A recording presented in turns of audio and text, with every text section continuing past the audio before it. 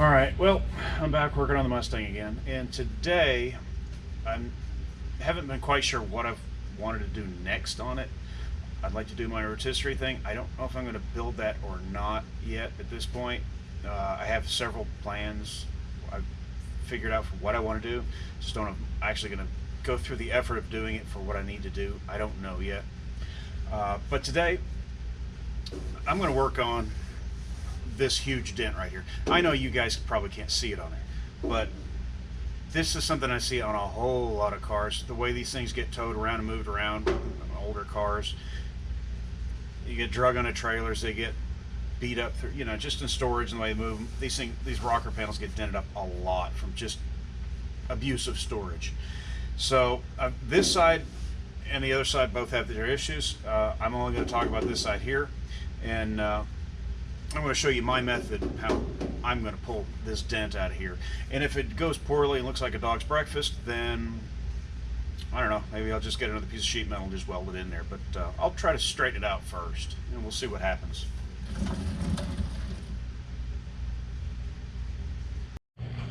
Okay, well, I'm going to give this a try and give you guys kind of an up-close view of this. And I don't know how much of that you can see on there, you know. In person, it's real easy to see, but this is, you know, damn near flat right here. And it's been, somebody tried to fix it before. I put my thing on there, put a few studs, and it wasn't quite enough to pull it out. So, but anyway, that's just, you know, I hope you can kind of see how ugly that is, and it's good to work on fixing that. Okay. Okay, you can see my hands, that's fine. My tool of choice is going to be a rather large 5-pound slide hammer. Not sledgehammer, might as well be a sledgehammer at this point. But 5-pound slide hammer. There's bigger ones or smaller ones. This isn't, I think it's 5 pounds. It might be, I don't know. I think it's 5 pounds. It's probably metric, you know. 43 joules or something like that, I don't know. But this is not a bad size to use. It's heavy enough that you can pull some heavy dents out, but it's light enough that you're not going to get worn out. Now, the way I'm going to do this is this has a series of, you know, you've got all these little hooks and, you know, different kinds of, you know, things like that, pieces. Now, this set has some really goofy threads on it, which kind of makes it hard to hook to anything else. And you've got one of these things here where I don't know, looks like a torture device. I'm not really sure, but anyway, that's useless to me. So what I've done is this here goes on the end, and this is kind of the old school, is it had a screw in the end of it, just a regular screw. So I have replaced that with a 1/4-20 nut, which I or 1/4-20 bolt, which I modified to fit in here. So now what I'm going to do is I'm going to take some 1/4-20 nuts and weld them on in various places that I want to pull on.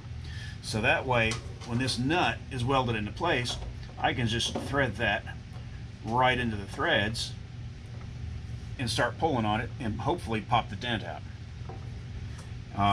You can also do, if I need to find a threaded nut that will fit, so I can actually take and mount some vice grips to it or something like that. And if you just took a piece of sheet metal and put a ridge across here, you know, weld it onto different spots, or just tabs onto here, and then you can clamp onto it and pull. I think this is going to take a little more effort to bend because this is a fairly thick piece of steel and it does need to bend a lot. So I think this method might work better just because of the amount of pull that you need to do. Now, this is all I have on hand. It's just your standard 1/4-20 nut. I would prefer to you know, go to the hardware store or order some of those long coupling nuts that are about yay long, and that way you've got just a bigger piece, you got more to thread into. But I'm not going to get those because I have these, and we'll see what happens. Okay, well, I've got a couple welded on here. They're not really great places. They're not really that well welded on because I have a new welding mask that I'm trying out, and I'm trying to get it adjusted while I'm doing this all at the same time. And if you remember my video about complaining about how bad welding masks are. This is what I have now. And there will be an upcoming review on this once I've used it a little bit and figured out, see if I like it or not. And there, it does come with actually a shield that'll go over your face as well that it snaps into.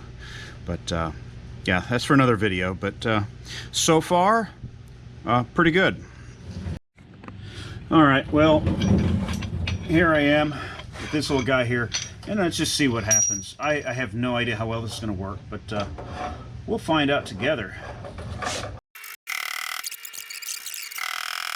Well, I'm going to keep at it, and I'm just going to work along, and I'm going to come back and put some more in here, and we'll see how it goes and see where I can get. But it's moving. I'm not in a hurry to yank it all at one place.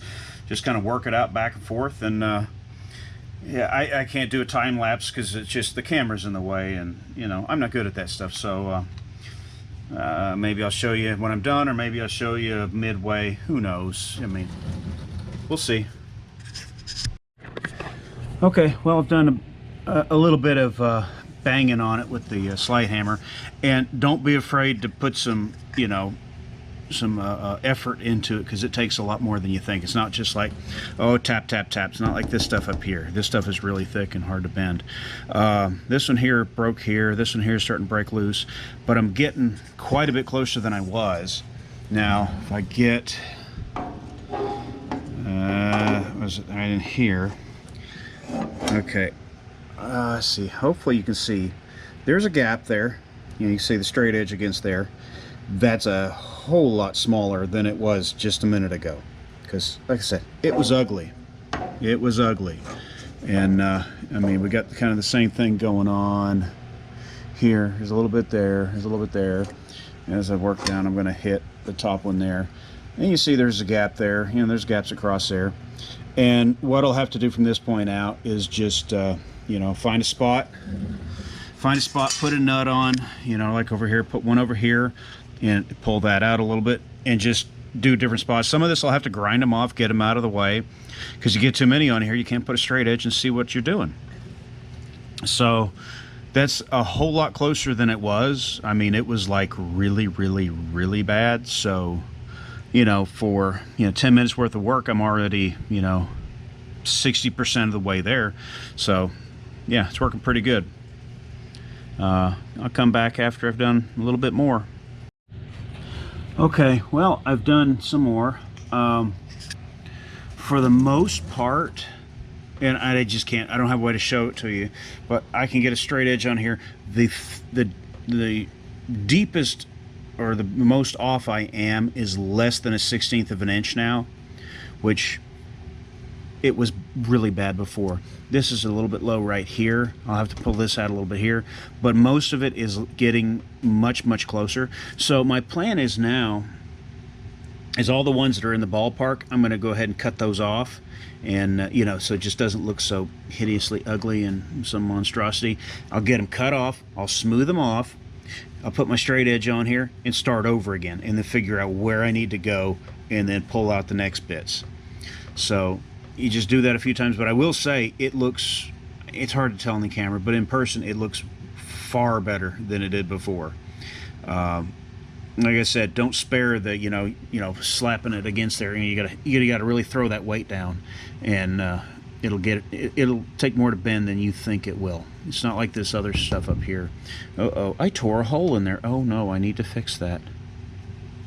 Oh well, it's part of it. But yeah, I'll grind all these off, cut it off, fill that hole, and get back to you again on the next pass. All right, well, it is the next day, and yes, the air conditioner is still running because it's Texas. It's still hot. Until next week, where might actually rain. But as you can see, yes, I tore a hole there. And I did put some studs on here, and you can see some more spots. And I pulled out some more of that. The slide hammer was able to get it out, you know, the majority of the way. And then I'm just using, you know, stud puller to do the rest of it. Now, I kind of get tired of messing with that for the moment, so I want to do something different. I'm going to fill my ugly holes, and these were the old trim holes here. You know, this will not be getting trim. I don't like trim. I like to remove trim as much as possible. Um, I'm not actually going to do it on camera, but I'll just show you really. Let me get a tripod. Hang on. Pause. And we're back. Okay, so one easy way to do this, and I know I've shown this before, is so what you can do is take some TIG rod, stick it in the hole, stick it in the hole, make it tight, you know, put it on an angle like that, whatever. Well, camera's in the way. Come on. Okay, so but basically, what I do is just stick that in there. Come on, stay. Okay, I will take that, put that in there, and I will weld up against the welding rod and the body itself. And all that does is give me an extra piece of metal. And you know, if you got it set too hot, you really suck at welding like I do. I mean, gonna weld, but it's just a crutch. It's an easy way. I can kind of weld, and just weld it in, melt that into place, chop it off, finish welding it in. This gives you a nice heat sink and a bit of metal to fill the hole. But the main thing is it's a heat sink. And it sucks some of the heat away while you're welding, and it just makes it a lot easier to fill in holes like that when you can just go bzz, and now you've basically filled the hole. Or the other way is you can come in and go from the edge and do it like this and just zip zip zip. That works just as well. This is kind of the little easier way to do it. Just thought I'd show that. Okay, well, I welded all those little pieces up. I ground it off. It's still a little lumpy over here. It's not. It's this way instead of, you know, it's convex instead of concave, and it's getting closer. I'm going to keep messing with that. And as you see, I've already. Hopefully, you probably see those, but yeah, I've already welded those in. They need a little more grinding to get the schmutz off of them, get them smoothed out, make them look a little prettier. So for now, at this point, I'm going to keep working on this. I'm going to get this, just keep working at it. And yeah, oh yeah, it's going to take filler. Whatever, you know.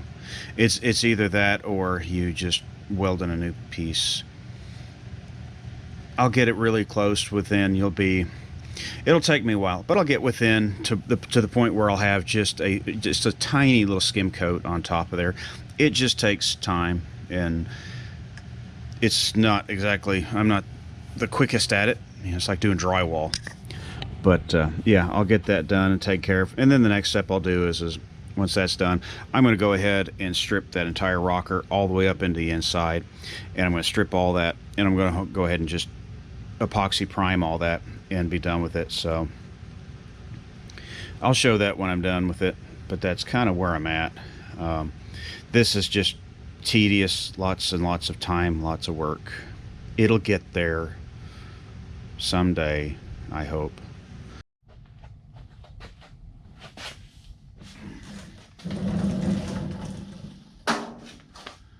All right, I don't know how long it's been. Been a little while since I've actually worked on this project. Got other projects to do, and it's been really hot, and I can get it down to about 80 in here on a good day if it's running for a really long time. The nice thing is at least the humidity comes down to the 30s, so it's dry and it's not so bad. But anyway, I have been kind of messing with this a little bit. I have used a whole bunch of those little guys. I used my other puller. I got this pulled out a good bit more. It's not perfect. It's not like that guy from England that does that really awesome work with sheet metal. I'm not going to be that guy. Don't want to be. I do too many different talents, so you know, it's just the way it is. So I've got this pulled out to the point where it's not too bad. So you know, there's just diminishing returns. If I really wanted this perfect, I just cut it out and just weld in a new piece and not even mess with it anymore. But so my next thing is I'm going to strip the rest of the paint off. For some reason, when I did all this, I didn't come over here and finish that to here, so I had to take the door off. I don't know why I did that. I just did. So yeah, I had to take the door off, and so well, come back into this somewhat. I don't remember where I ended exactly. I do need to pull out some of this seam sealer that was here. I'll pull that out, get this down. I've been using these wheels here. These little, it's a plastic with abrasive in it. 3M makes them. Most of the ones I have are like 20, 30 years old because I try to collect them at estate sales because you can get them for $1. Good place to get them. And you can also get them that are double thick, 2 pieces thick, really handy. And you can get these for your angle grinder. You can get them for your air tools. Super handy, really work well. It's fast, but that's what it looks like. It's already on the drill. I spent 20 minutes looking for this one, and it was on the drill. So I'm going to work at that and get rid of some of this. I'll get you close to that.